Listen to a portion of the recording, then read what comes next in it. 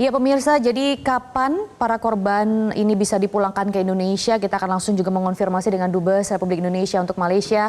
Ada Pak Hermono. Pak Hermono, terima kasih atas waktunya di Metro Siang. Pak, tadi kabarnya jadi satu jenazah atas nama B ini bisa pulang ya Pak hari ini pukul 3 waktu setempat. Nah, bagaimana dengan 4 korban yang lainnya Pak?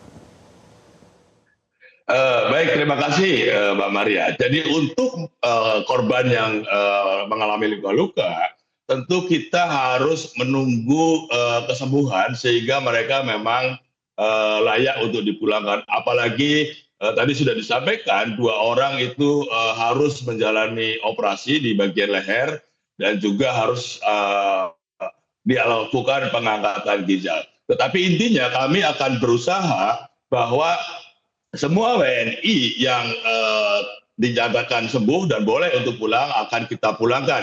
Namun demikian tentu ini juga terkait dengan proses hukum di Malaysia seperti apa. Karena kalau kita berpegang kepada keterangan polisi di Raja Malaysia, maka mereka ini kan berpotensi untuk dilakukan tuntutan pidana. Tetapi ini akan kami coba dan kami berusaha agar mereka ini tidak dilakukan tuntutan pidana. Baik, apa yang membuat mereka ini dituntut secara pidana Pak? Apakah memang, kami ingin mengonfirmasi juga ya Pak, apakah memang para pekerja migran ini ilegal atau non prosedural? Ya, mereka biasanya pasti ilegal, tetapi yang menjadi dasar untuk dituntut pidana, kalau kita berpegang ya, ini sekali lagi kalau kita berpegang kepada keterangan polisi Malaysia, maka mereka ini dapat dituntut dengan melakukan penyerangan terhadap aparat. Ini bahkan lebih dari itu dapat juga dituntut dengan ancaman melakukan ancaman pembunuhan. Tetapi itu kan baru versi Malaysia, ya.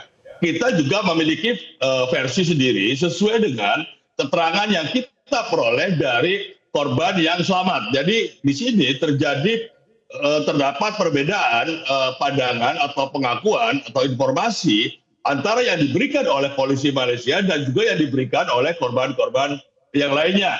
Kemarin kita sudah bertemu dengan 2 orang yang ada di rumah sakit, mewawancari mereka, dan juga ada 1 orang yang ada di luar rumah sakit juga mewawancari mereka, dan mereka dengan tegas menyatakan apa yang dituduhkan oleh polisi Malaysia itu sama sekali tidak benar. Jadi di sini persoalannya adalah ada perbedaan persepsi ataupun pengakuan dari pihak polisi Malaysia dan juga dari para korban.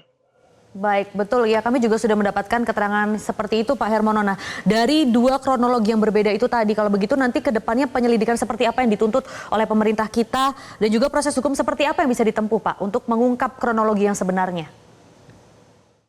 Ya, karena adanya 2 versi informasi ataupun fakta, maka kalau menurut hemat saya ini harusnya ada pihak ketiga yang memverifikasi keterangan ataupun fakta mana yang benar ya. Karena kalau tidak ada pihak ketiga yang melakukan verifikasi, maka ini tidak akan mendapatkan jalan penyelesaian ya. Sebagaimana kita ketahui, pemberitaan masalah ini di tanah air kan sangat kuat ya, dan ini kalau penyelesaian masalah ini tidak dengan baik, maka saya khawatir ini justru akan mengganggu hubungan bilateral yang lebih luas. Oleh sebab itu kami berharap ya ada suatu penyelesaian yang baik yang dapat diterima oleh kedua belah pihak, dan ini hanya bisa dilakukan oleh suatu tim yang sifatnya independen.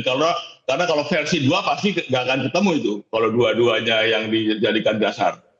Nah, ranah hukumnya nanti akan sejauh mana Pak prosesnya Pak? Persidangan kah atau bagaimana begitu?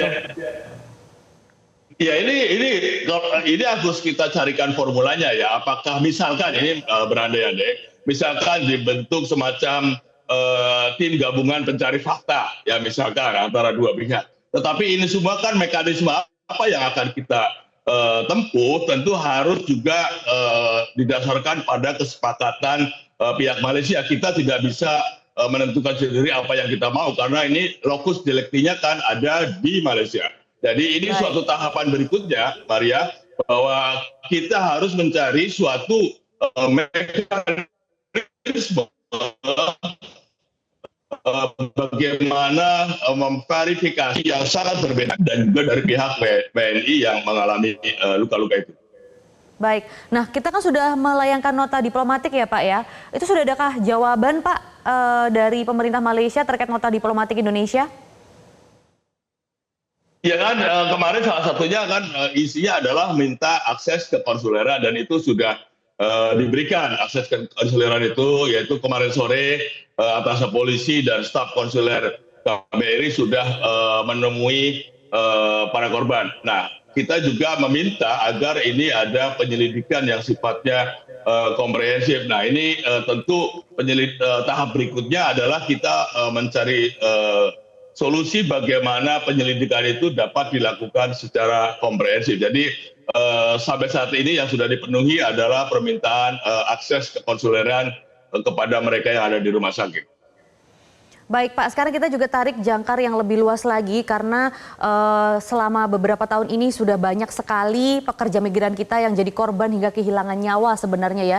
Dan di Malaysia itu selalu sudah terjadi, sering sekali terjadi. Nah, impunitas, ada orang yang banyak pihak yang menduga ada impunitas dari otoritas Malaysia atau polisi di Raja Malaysia terkait hal ini. Nah, bagaimana sikap pemerintah kita Pak?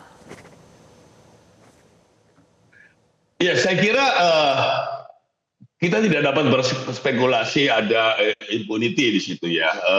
Oleh sebab itu di sini diperlukan adanya suatu mekanisme pengungkapan fakta yang betul-betul kredibel, yang betul-betul independen, sehingga ini apapun kesimpulannya nanti adalah yang memang diakui oleh semua pihak, bukan semacam ditutupi ataupun ada impunitas ya.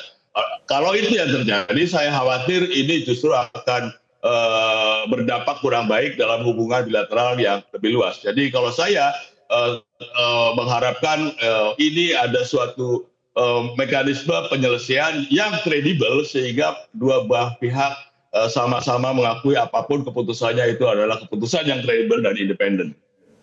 Baik, Dubes RI untuk Malaysia, Pak Hermono, terima kasih atas informasi dan keterangannya di Metro Siang. Jelajahi cara baru mendapatkan informasi. Download Metro TV Extend sekarang.